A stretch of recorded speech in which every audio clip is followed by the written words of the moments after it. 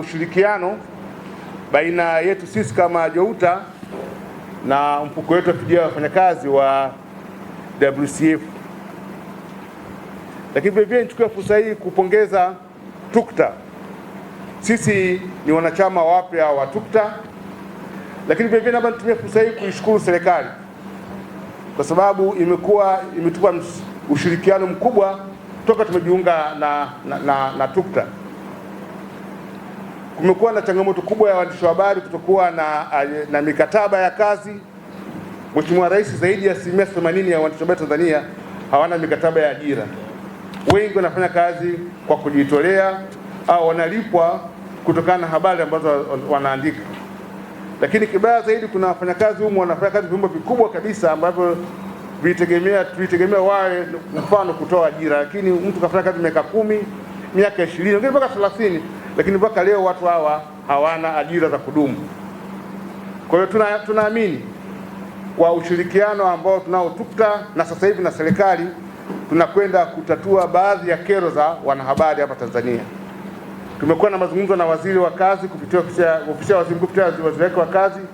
Tumekuwa na mazungumzo na kamishna wa kazi na ametuahidi kwamba muda si mrefu tutaanza kuambatana naye sisi JOUTA kutembelea media house zote kufanya ukaguzi kwa wale waajiri ambao wana wafanyakazi ambao hawapi mkataba.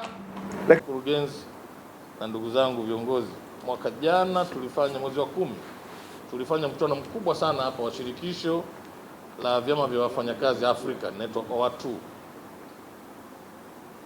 Tuliwaalika watu wa Azania Bank, tukawaalika watu wa OSA, tukawaalika WCF, tulialika watu walishangaa, mna watu wa mfuko wa fidia kwenu? Sema ndio, na ni mifuko yetu hii, na katika boards hizi wako viongozi wetu wa wafanyakazi wako huko wanaotuwakilisha na kuwawakilisha ninyi.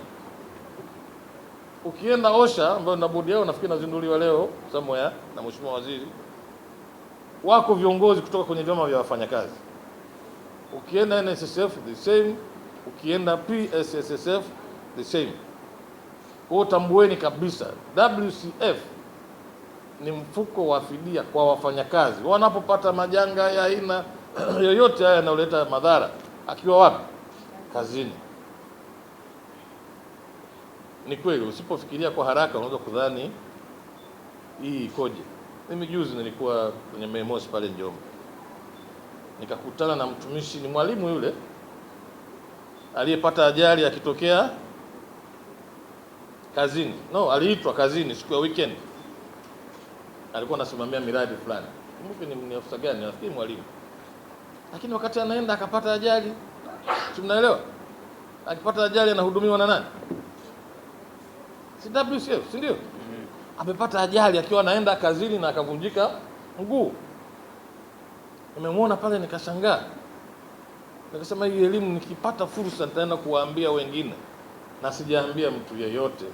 Leo nawaambieni ninyi kama WCF hawatawaambia. Ukiwa kwenye kazi yako, umepigiwa na mwajiri wako, amekuelekeza nenda pale TUCTA, kuna mkutano, ukachukue nini? Habari. Si ndio maana yake? Ukapata ajali ukiwa njiani, WCF wanahusika na wewe. Si kama mnaelewa?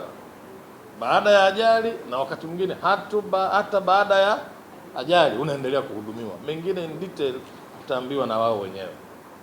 Kwa hiyo leo ni muda mzuri sana wa wenzetu wa WCF kufunguka na kutoa elimu ile kwa ufasaha wa wenzetu hao wafahamu.